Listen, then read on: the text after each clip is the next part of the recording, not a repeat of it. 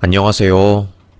평소에 듣기만 하던 채널인데 사연을 모집한다고 해서 이번에는 저의 이야기를 해보네요. 저도 드라마 같은 인생을 살았거든요. 전 과부입니다. 남편이 죽었거든요. 첫 아이 태어나는 날에요. 저랑 남편은 유치원, 초중고를 같이 나온 동창이에요. 우리 엄마가 동네에서 오랜 시간 동안 반찬 가게를 했고요. 저희 남편은 그 반찬 가게에 곧잘 와서 저랑 엄마를 도와주는 친한 친구였답니다.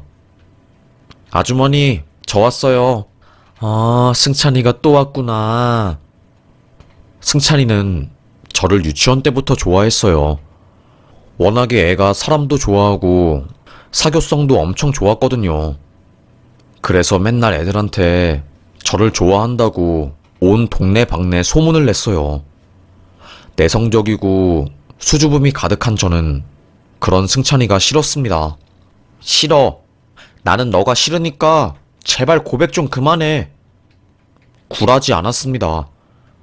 네가 날 싫어해도 난 괜찮다고 하면서 우리 엄마 가게에 와서 엄마를 공략하더라고요. 미래의 장모님한테 잘 보일 거라고 하면서요. 그 초등학생 아이가요. 참 웃기죠. 엄마는 승찬이를 보고 쟤는 넉살이 좋아도 너무 좋으니 정말로 나중에 뭐라도 될 아이다. 진짜였어요. 공부를 엄청 잘했거든요. 맨날 학교에서 애들이랑 웃고 떠드는데 언제 공부를 하는지 모르겠는데 맨날 전교 1등을 하니까 솔직히 마음이 조금씩 가기 시작했습니다. 본격적으로 저희가 연애를 시작한 것은 고등학생 때였어요. 우리 아버지가 돌아가셨거든요. 장례식장을 3일 내내 지켜주면서 저의 힘듦을 나누어준 승찬이었습니다. 제가 먼저 고백했어요. 이제는 나한테 네가 완전히 스며들어서 네가 없으면 살 수가 없다면서요. 제 손을 꼭 잡아주면서 날 받아줘서 고마워. 나 정말 잘할 거야. 너를 위해서 더 열심히 살 거야. 입시를 같이 준비하면서 힘든 적도 많았거든요. 수능이 끝나고 결과적으로 저는 시험을 잘 못 봤고 승찬이는 5개 틀렸답니다. 서울대 경영학과에 입학하고 저는 3년제 대학에 입학했어요. 전 당연히 제가 안 좋은 대학을 갔으니 절 버릴 줄 알았어요. 그런데 웬걸? 오히려 저를 자랑스럽다는 듯이 자기 서울대 친구들에게 자랑하고 서울대학교 강의랑 캠퍼스도 구경시켜주고 엄청 저를 치켜세워줬습니다. 난 전문대학생인데 무슨 소리야. 넌 날 더 나은 남자로 만들어주는 그런 여자야. 그런 생각 하지 마. 저의 자존감 지킴이였습니다.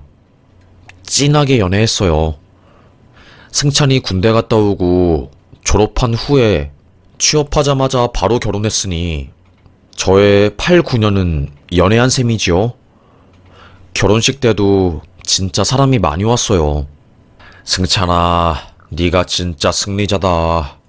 그렇게 예술이 이쁘다고 따라다니더니 유치원 때부터 참 집념 대단해. 그러니까 서울대 가고 첫사랑도 쟁취하고 우리 엄마도 제가 그 아이랑 결혼할 것 같았대요. 언젠간 제가 승찬이한테 넘어갈 것 같대나 뭐래나. 하여튼 결혼 생활은 행복할 줄만 알았죠. 하객들이 다들 부러워하는 결혼이었으니까요. 그런데 웬걸 아이가 안 생기는 겁니다. 신혼 조금만 즐기고 바로 아이 가지려고 했어요. 제가 아이를 엄청 좋아하거든요. 제가 영양학을 전공했기 때문에 아이가 태어나면 이유식 만들어주는 것에 대한 로망도 있었고요. 산부인과에서는 원인을 알 수 없대요. 4년 이상 자연임신이 안 되는 것 보면 불임인 것 같은데 희망을 놓기는 이르니 시험관을 하라고 했죠. 시험관, 간단하게만 생각했습니다. 제 배에 초록 멍이 가득하고 매달 배란 주사를 맞는 게 그리 고통스러울지는 몰랐죠. 결혼하고 나서 아이를 못 가지니 자존감이 뚝뚝 떨어졌어요. 여전히 남편은 나는 당신이 아이를 못 가져도 상관없어. 우리 둘이 행복하게 살면 되잖아. 그러니까 당신 자책하지 마. 저를 달래주는 자상한 남자였습니다. 심지어 우울증까지 걸린 제가 살 수 있는 커다란 이유는 남편 때문이었죠. 다가올 어마어마한 날들을 그때는 몰랐답니다. 몇 년간의 시도 끝에 드디어 학수고대하던 착상에 성공하고 6개월을 넘기면서부터 안정기를 찾았어요. 엄마, 왜 그래, 우리 딸? 목소리가 왜 이렇게 안 좋아? 엄마, 나 임신했어. 워낙 착상됐다가 실패한 적이 많아서 임신 2달까지는 가족들에게 숨겼답니다. 안정기에 들어갔다는 소식을 듣고 저랑 남편 모두 펑펑 울었어요. 그날 정말로 아파트가 울릴 정도로 통곡을 했던 것 같아요. 걷는 것도 조심했답니다. 애라도 떨어질까 싶어서요. 누워서만 지냈어요. 그렇게 지킨 아이였지요. 출산날, 저에게는 인생 최고의 기쁨과 끔찍한 고통이 함께 찾아왔습니다. 회사 출근날, 남편을 바래다주고 집에 가는 길에 극심한 통증이 오는 겁니다. 예정일보다 3주 빠르게 진통이 왔고, 택시를 돌려 보람병원으로 갔어요. 생각보다 아이가 빨리 나올 것 같다는 말에 우리 엄마는 남편에게 전화했습니다. 양서방, 빨리 오게나. 아이가 나올 것 같아. 오전 반차를 쓴 남편은 제가 있는 병원에 빨리 오기 위해 택시를 잡았대요. 거기서 사단이 벌어진 거죠. 엄마, 왜 남편 안 와? 빨리 와서 같이 도와달라고 해줘. 나 너무 아파서 죽을 것 같아. 나 진짜 너무너무 아파. 이상하게 엄마가 아무 말도 못하고 엄마가 도와주겠다며 제 손을 계속 잡았어요. 전 남편이 필요했는데 말이죠. 10시간 동안 진통이 되니까 정신을 잃을 것 같았고 결국 저는 제왕절개를 했습니다. 아이가 태어나고 여전히 탯줄을 자를 때까지 남편은 곁에 없었어요. 엄마, 왜 안 와? 남편 왜 안 오는데? 애가 태어났는데. 의사도 간호사도 엄마도 저에게 무언가를 숨기고 있는 것만 같았어요. 정신이 없던 저는 엄마의 도움을 받아 몸을 추스렸습니다. 그때 예슬아, 놀라지 마. 양서방, 오는 길에 교통사고가 크게 났어. 지금 중환자실이고 수술 중이야. 그래서 못 온 거야. 울지 말고 수술 잘 될 거야. 엄마가 오늘 밤에 갔다 올 거야. 갔다 와서 상태 좀 보고 다시 올게. 제 남편 진짜 열심히 살았거든요. 유치원 때 아버지께서 돌아가신 이후로 홀어머니와 함께 살면서 엄마 지킨다고 공부도 열심히 하고 그런 사람이었어요. 시어머님도 정말 좋은 분이셨거든요. 결혼하고 나서 암으로 돌아가셔서 손녀를 못 안겨드린 게 아쉽긴 하지만요. 그런 남편이 교통사고를 당했대요. 태어난 딸을 안아보지도 못하고 3일간 혼수 상태에 빠졌다가 하늘나라로 갔습니다. 저는 아이 낳고 추스르지도 못한 채로 남편의 장례를 치러야 했어요. 정말 말 그대로 갓난아이를 안고 장례를 하는데 너무 정말 이건 아니었습니다. 하늘이 무너진 여자처럼 고함을 지르며 울었죠. 이러다 죽겠어, 예슬아. 엄마, 이렇게 안 울면 숨이 안 쉬어지는 것을 어떻게 하라고. 나 어떻게 살아? 이 사람 없으면 어떻게 살아? 입과 나는 차가운 남편의 품에 아가를 안겨주었어요. 아무것도 모르는 애는 앙앙 울고 그야말로 생지옥이었습니다. 친척들 모두 내가 장례식 수도 없이 다녀봤지만 이렇게 슬픈 장례식은 처음이네 정말. 순식간에 천당과 지옥을 다 왔다 갔다 한 저는 제정신이 아니었습니다. 장례가 끝난 이후로 긴장이 쫙 풀리면서 쓰러졌어요. 입원해서 수액을 맞고 엄마의 권유로 산후조리원에 갔답니다. 그곳에서 은인을 만났어요.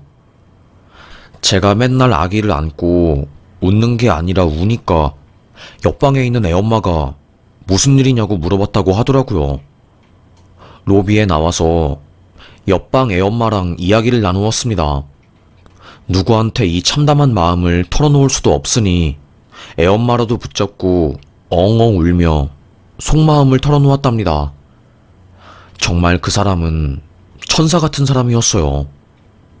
제 이야기를 듣고 본인이 겪은 것 마냥 깊이 공감해주고 너무나도 슬피 함께 울어주었습니다. 정말 산후조리원에서 한 달간 있으면서 저를 제일 많이 챙겨주고 친정엄마가 못 올 때면 남편이 대신해줘야 하는 것들도 대신해줬어요. 오러 나오는 것도 그 애엄마가 받아줬고요. 본인 몸도 아플 텐데 말이죠. 그 애엄마도 저희 남편처럼 부모님이 다 돌아가시고 외동이더라고요. 저도 외동이었기에 마음이 아주 잘 맞았습니다. 서로 상처가 있어서 말하는 것도 조심조심하고 속이 깊었기에 잘 통했지요. 조리원 나가서도 꼭 친하게 지내기로 약속하고 그렇게 저희는 자매보다 더 깊은 사이가 되었지요.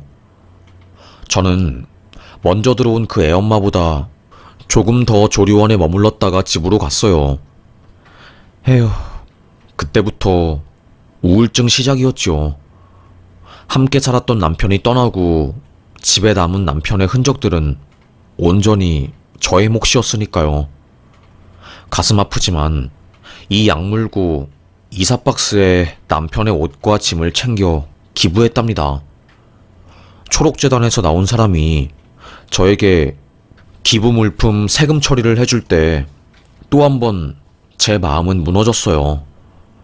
아이가 2살이 되었을 때 우리 엄마도 뇌출혈로 돌아가셨거든요. 남편이 죽은 지 채 2년이 안 되어서 또 다른 악재가 저에게 겹친 거였습니다. 심장이 쿵쿵 무너질 것 같더라고요. 하루에도 2번씩 2시간 동안이나 공황장애가 와서 온몸에 가시가 박혀있고 20층에서 무너져 내리는 것 같은 극한의 감정 상태였습니다. 그때 저를 지켜준 게 조리원에서 만난 진모 엄마였어요. 매일 저희 집에 애기랑 같이 찾아와서 저랑 함께 육아하고 제가 나쁜 생각하지 못하게 막아주었답니다.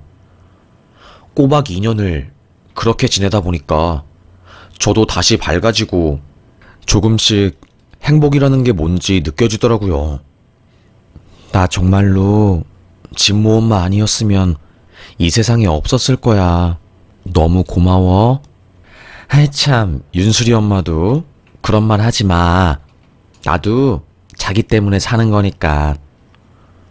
그런데 제 사정을 진모 엄마가 남편한테 말한 모양이더라고요. 갑자기 저를 찾아와 그러는 겁니다. 우리 남편이 이야기 듣고 너무 슬퍼하네. 도울 수 있는 방법이 있는지 찾아본대. 그러니까 너무 걱정하지 마. 알겠지? 나만 믿어.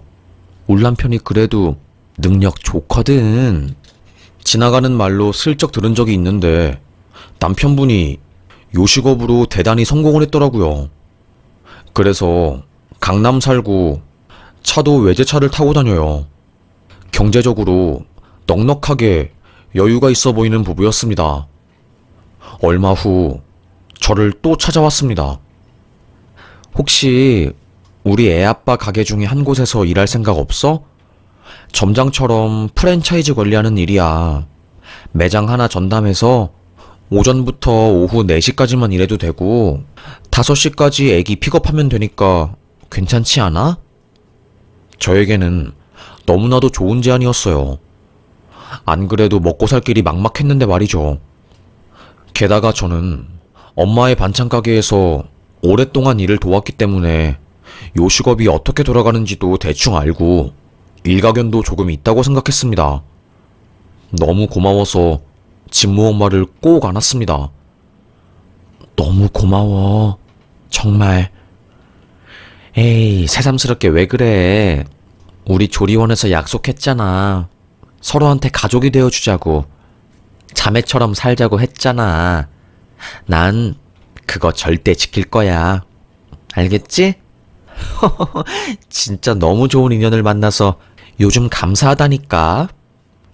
세상 천사였습니다. 어릴 때부터 귀하게 자란 그녀는 구김살이 없었어요. 부정적인 것도 다 긍정적으로 받아들이고 사람 도와주는 거 참 좋아하고 게다가 배려심도 좋았지요. 그야말로 정말 천사였습니다. 천사. 몸도 호리호리하고 피부도 유리알처럼 하얗고 투명해서 누구에게나 인기가 많을 것 같았지요. 저런 여자니 저렇게 좋은 남자를 만났구나. 멋지고 능력 있는 남자를 만났구나 싶더라니까요. 하여튼 그녀의 도움으로 저는 일자리를 찾게 되었어요.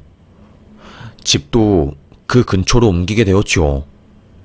이사 후 그녀의 집과 10분 거리가 되자 저는 아이를 데리고 곧잘 그 집에 갔습니다. 애들이 같은 유치원, 초등학교를 다니게 되었어요. 가만히 보니까 진모가 제 딸 윤수리를 좋아하는 모양이더라고요. 윤수리는 진모가 싫다며 튕기는 입장이었고요. 그런데 웃긴 겁니다. 꼭 제 남편과 저의 어린 시절 모습을 보는 것 같았어요. 거절당해도 굴하지 않고 계속 마음을 표현하고 게다가 윤수리 네가 아니면 너희 엄마라도 공략하겠다며 저에게 잘 보이려는 모습까지. 제 남편을 꼭 닮아서 가만히 보고만 있어도 웃음이 나왔습니다. 진모네 가족 덕분에 여러모로 도움을 많이 받았죠. 그렇게 아이들은 커서 중학교를 들어가고 저는 진모 아버님 가게 중 한 곳에서 여전히 일을 했어요. 그래도 제 장점이 꼼꼼하고 계속 변화를 주는 거거든요. 가게 인테리어랑 책상, 소파 구조도 분기마다 바꾸고 신경을 잘 쓰다 보니 매출 1등을 계속했답니다. 프랜차이즈점이 여러 개인데 저희 매장이 제일 잘 되었죠. 가끔씩 남편분이 매장에 찾아와서 아이고 예슬씨 덕분에 사업이 더 잘 되는 것 같아요. 꼭 사장님 마인드로 가게를 잘 펴주시니 매번 고맙습니다. 덕분에 먹고 사는 걸요 뭐. 제가 할 수 있는 게 있으면 더 열심히 더 잘해야지요. 늘 제가 더 감사합니다. 그런데 어느 순간부터 저희 매장에 자주 찾아오시더라고요.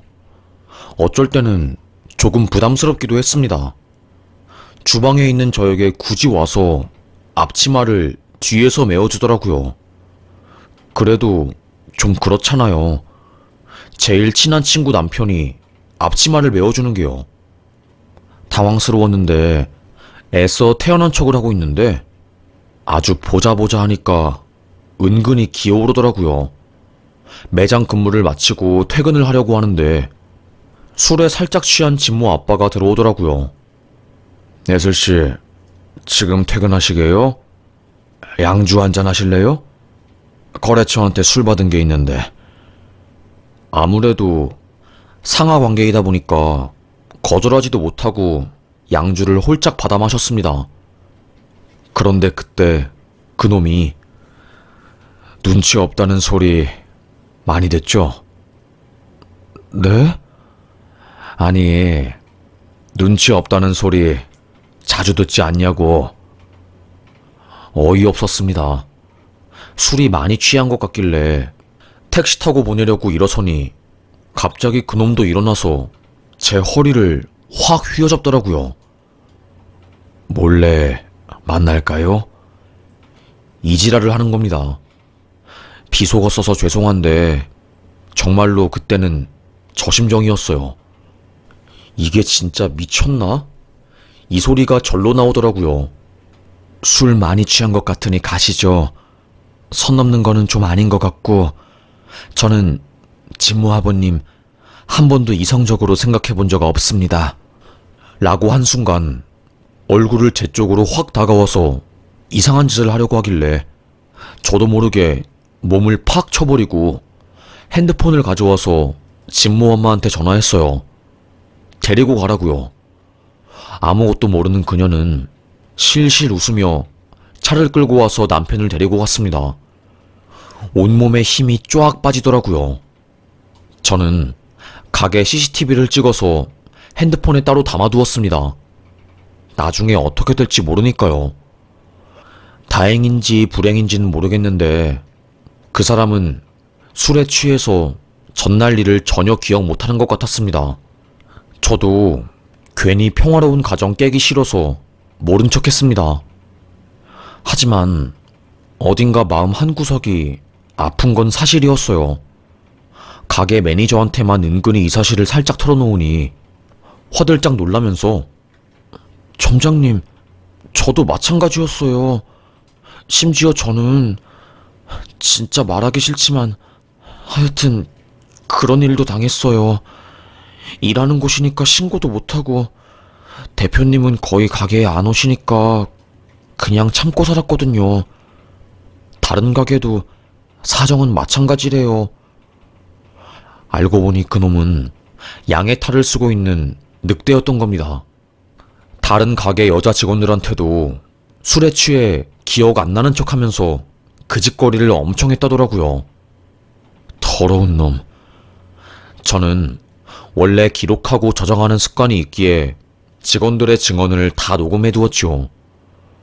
남편의 사망 이후로 생긴 버릇이에요.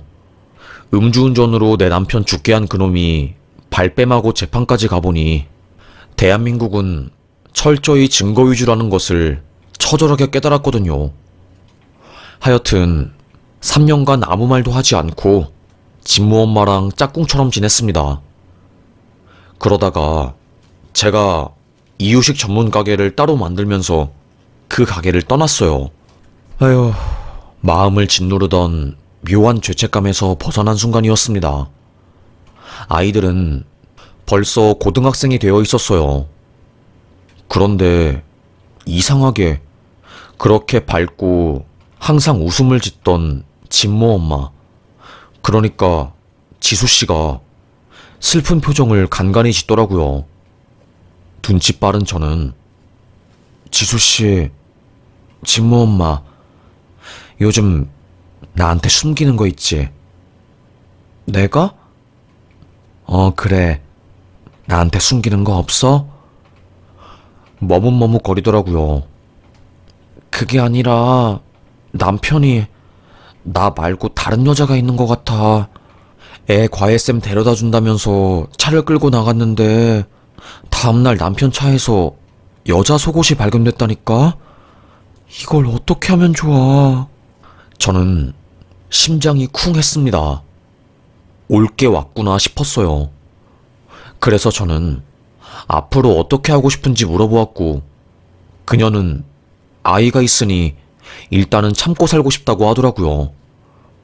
저는 사람 일은 모르니 안방에 뭐 몰래 홈카메라라도 설치해놓거나 증거라도 모으라고 했습니다. 그 후 다시 표정이 좋아 보이는 지수씨 덕에 저는 더 이상 걱정을 안 했습니다. 그런데 웬걸 갑자기 진모 엄마가 저에게 와서 대성통곡을 하는 겁니다. 제가 저희 집 문을 열자마자 신발장에서 쓰러지듯이 주저앉아 펑펑 울더라고요. 무슨 일이야? 깜짝 놀라서 그녀를 데리고 식탁 의자에 앉혔습니다. 저에게 이거 보라면서 핸드폰을 내밀더라고요. 알고 보니 3개월 동안 홈카메라에 찍힌 남편의 불륜 영상이었습니다. 정말 손으로 셀 수도 없이 많은 여자들을 침대에 데려왔더라고요. 간도 크지 정말. 진모 엄마가 하루에 5시간씩 레슨 강사하러 갈 때를 틈타서 여자를 데려와 그 짓거리를 했더라고요. 욕쓰는 것을 한 번도 본 적 없는 저는 그날 그녀가 그렇게 화내는 것을 처음 보았습니다. 죽여버리고 싶은데 어떻게 하냐고 저에게 그러더라고요. 저는 사실대로 제가 겪은 경험, 그리고 그때 가게 직원이 겪은 것들을 다 말해줬습니다. 그놈에게 성추행, 성범죄, 이혼소송 전부 걸기로 했어요. 증거는 제가 가지고 있기에 큰 문제가 안 되었죠.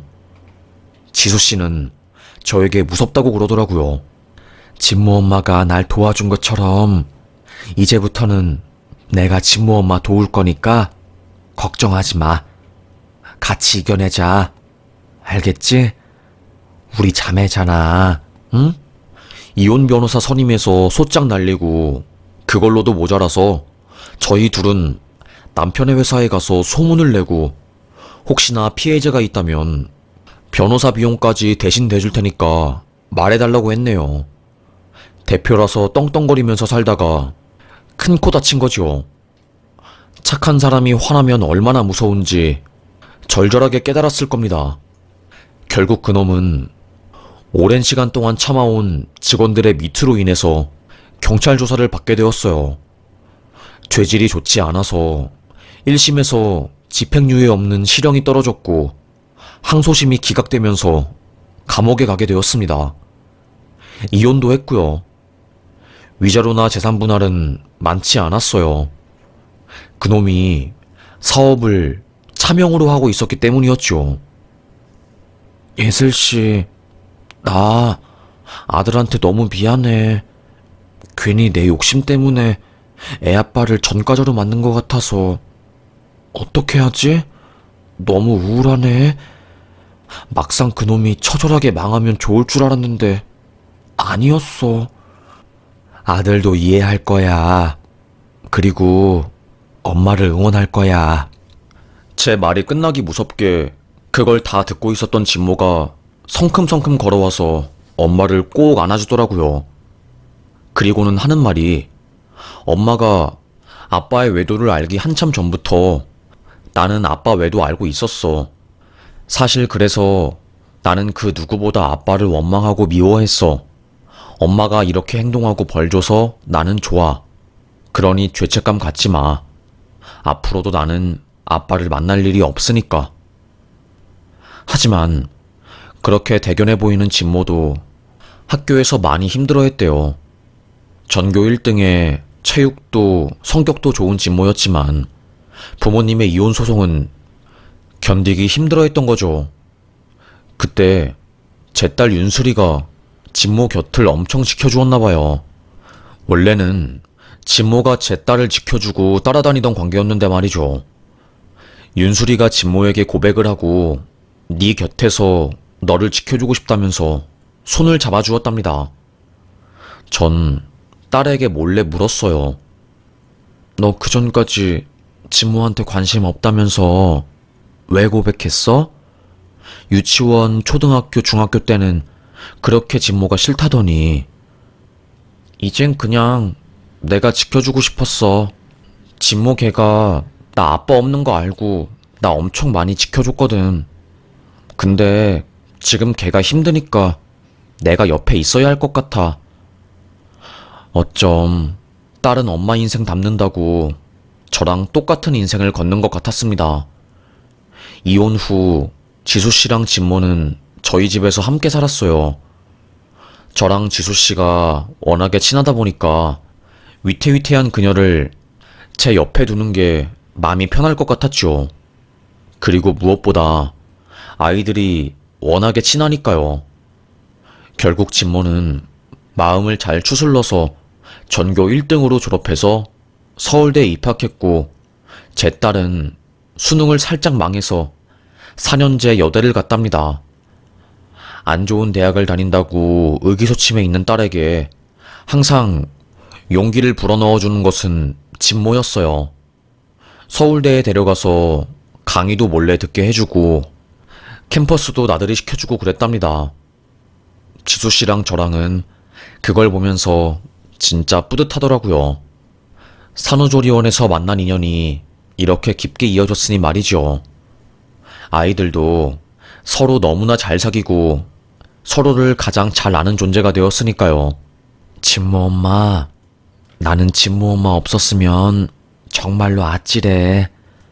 남편이 애기 출산날 죽고 나서는 정말 눈앞이 캄캄했거든. 아이 데리고 죽어야 하나? 이 생각 많이 했어. 난 형제도 없잖아. 그런데 짠 하고 나타나줘서 얼마나 고마운지 몰라. 가만히 제 이야기를 듣던 지수씨는 눈물을 글썽이며 내가 더 많이 받았지. 난 솔직히 곱게 자라서 인생에서 힘든 걸 몰랐거든. 그냥 꽃밭이었어, 내 인생은. 항상 행복했고. 그런데 남편의 오랜 외도를 뒤늦게 안 이후로는 정말 감당이 안 되더라. 여자로서의 존재 가치가 박살난 것 같고, 그때 날 지켜준 게 예슬씨야. 알지? 아이들이 대학 기숙사를 들어간 후에도 저희 둘은 같은 집에서 함께 지냈답니다. 참 신기하죠? 세월이 흘러 제 딸은 학교를 졸업하고 취업해서 한 출판사에서 평범하게 일을 하는 직장인이 되었어요. 그리고 진모도 군대 전역 이후 서울대를 졸업해 당당하게 대기업에 들어갔죠.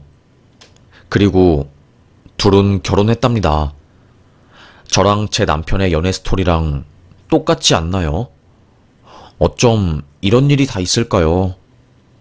결혼식 날 양가 부모님석에 저랑 지수씨가 앉아있는데 쉴 틈 없이 웃음이 새어나왔습니다.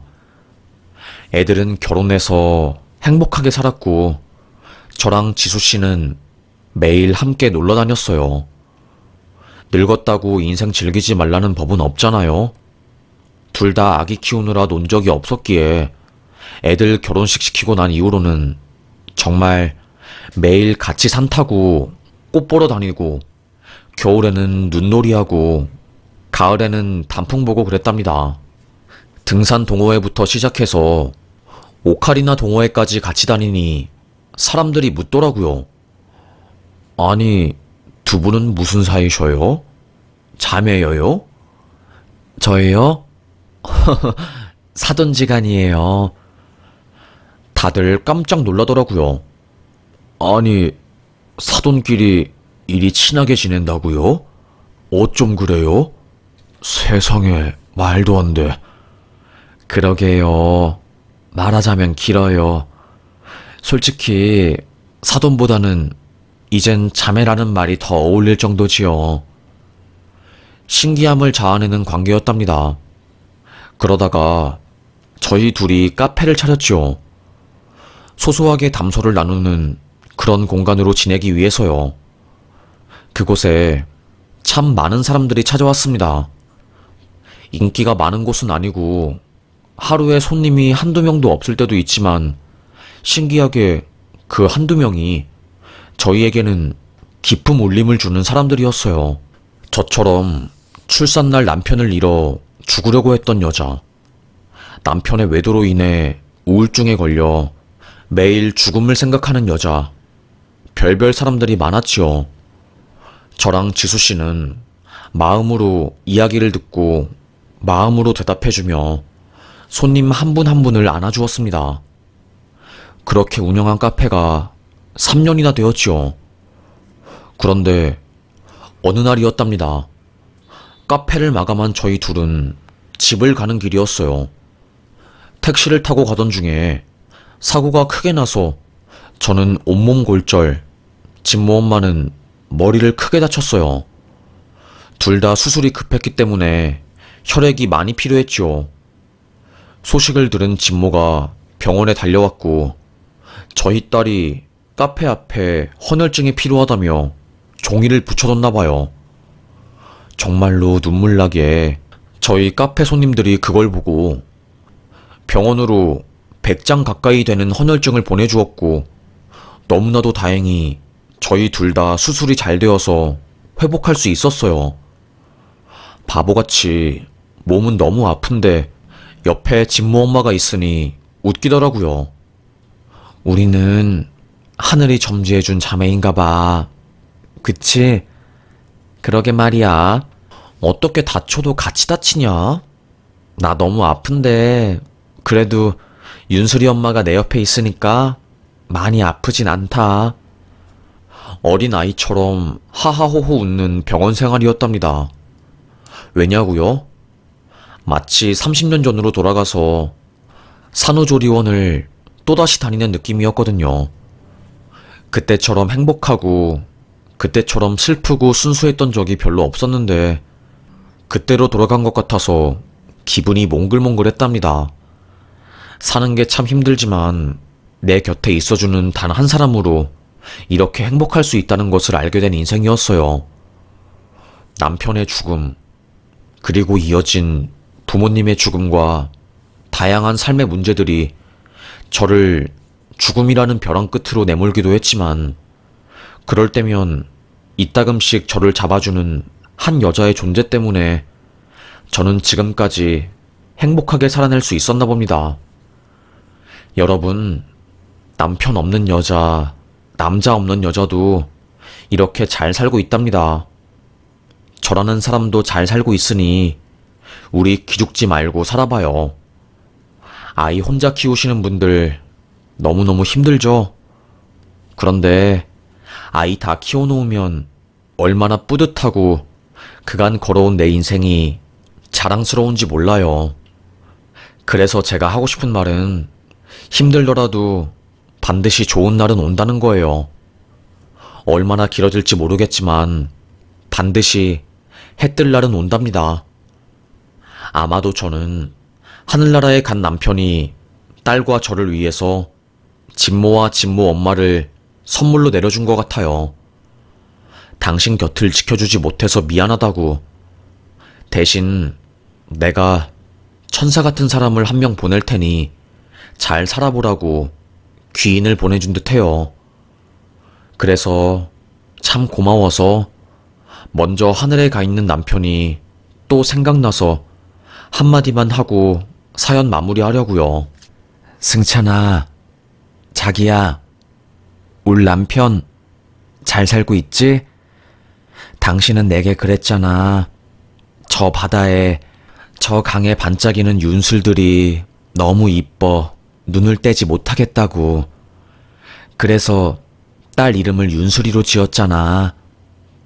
윤술이 지금 너무 이쁜 아이로 잘 커졌어. 당신이랑 내가 연애한 것처럼 윤술이도 진모랑 진하게 연애하고 지금 아이 낳고 잘 살고 있어. 우리 가족 지켜줘서 고마워. 내가 여기서 열심히 살다가 당신을 다시 만나면 그간 있었던 이야기들 다 해줄게. 사랑해. 2022년 8월 어느 날 예슬이가 승찬이에게